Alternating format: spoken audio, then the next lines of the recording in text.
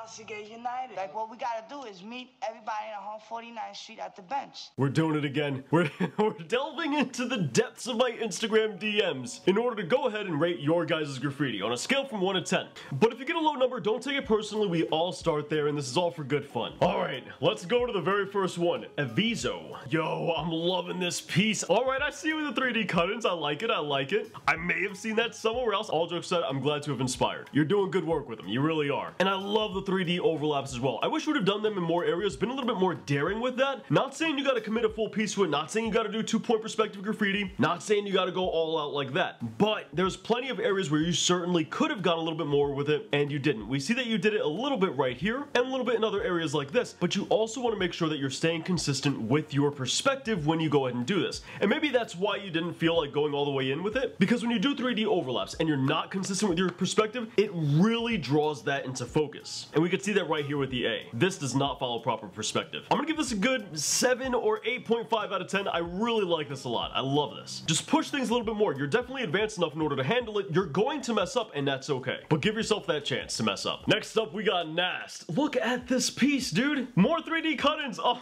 you guys are genuinely gonna make me blush, dude. That's wild. I love this. I love seeing this, man. I love seeing this. What I also really love about this is how you actually have this piece right here, which clearly is like supposed to fit into that. It's a pretty cool touch. It's a pretty cool way to go about it. I'd give this a good like 8 or 9 out of 10, just because of the simple fact that some nice shading would have gone well on this. Not that it's necessary, you did a phenomenal job, but if you wanted to push the limits of this, definitely add some shading to it, because you already have occlusion shadows right here. But then you don't really take that any further. You don't put any occlusion shadows in other places that should have them. Or I should probably rephrase that. You don't emphasize occlusion shadows where they should have been emphasized. For example, inside here, right, that would have taken a really dark occlusion shadow. Inside here would have been a little bit darker. Same thing with inside here, and there's just multiple places like this. But very cool overall. Segs, not bad overall. I love the G. Can I just say that? I love the way you did that G. That G is gorgeous. But I would say to establish your letter structures a little bit more, kind of refine them a little bit, right? They're a little bit unrefined. And I don't mean that in the looseness and the curviness of things, but rather instead, we can see how the E, for example, doesn't really line up. There's not a consistent flow of motion with that. And we know that you know that because you do it right here on the G perfectly fine. In fact, you do it gorgeously, you do it beautifully. But here when you do stuff like this, where the basic boxes don't line up, despite the fact that this is all one singular box, much like the G, this portion right here doesn't line up with this portion. And yeah, sure, they're supposed to meet here, right? Fair enough. But when you do that, you separate the top half from the lower half, which does two things. Number one, both the top and lower half connect on the vertex, or the vertices rather, here and here, which yours don't. And two, that creates a little bit of a divot of structure right back here in this section, which you didn't paint in there. And because you didn't paint that in there, that differentiation of the basic boxes, that means this is all one basic box, which then means that this portion has to connect to this portion up here, the same way that G does. That more so comes from an understanding of how letter structure works overall and the kind of letter structure that you're doing and beginning with before adding style, but that comes with time. That's something that you end up learning the more you do it. So we'll give this a 4 out of 10. Yo, that right there is a nice G. Oh my god, I love that G, dude. That G is clean. That G is crisp.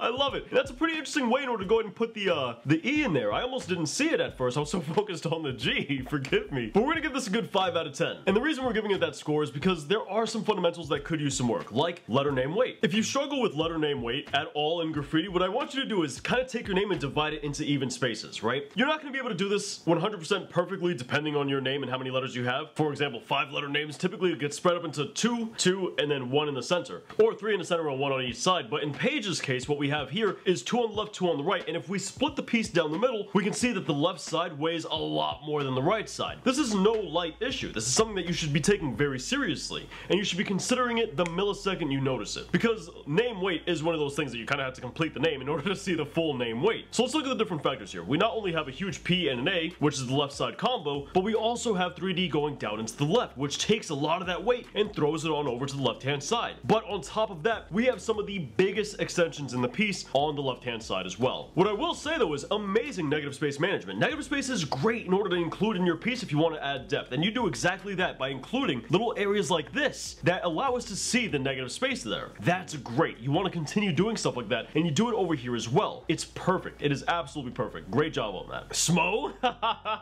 Smoe says, he sent me a video. What is this? Oh, alright. Let me go ahead and put the headphones on. My man's doing a throwie. I don't know if I've ever seen Smoe do a throw up. I've always kept my throw up off the internet. I don't know if, look, I'm not about to incriminate Smoe. I don't know if he does graffiti illegally. My lips are sealed. I don't know if he's out there bombing, you know, like busy streets and whatnot. Factory's different story. But this, yo, this is clean. I'm not even saying it because it's Smoe. Screw the fact that it's Smoe. You guys know I give everybody a fair and honest critique, regardless of how famous they are. But this is genuinely a clean throw up right here. That right there is gorgeous. 1 out of 10. Garbage toy.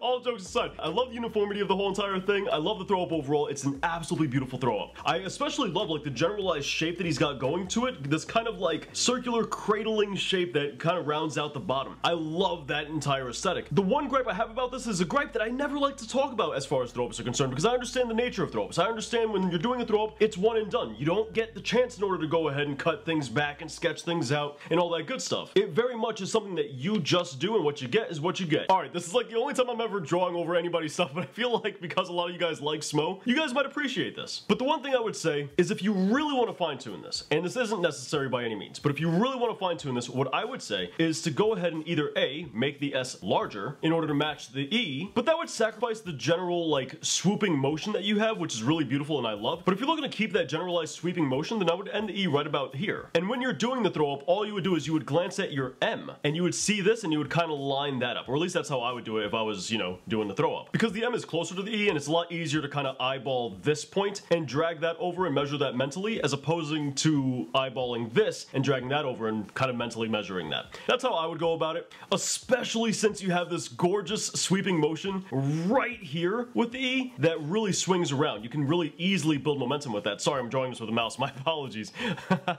But hopefully that makes sense. This is a gorgeous throw up. I would easily give this a 9 out of 10. I think that's a great place to stop. I gave Smoe a good old 1 out of 10. And I mean, what else is there to do after this?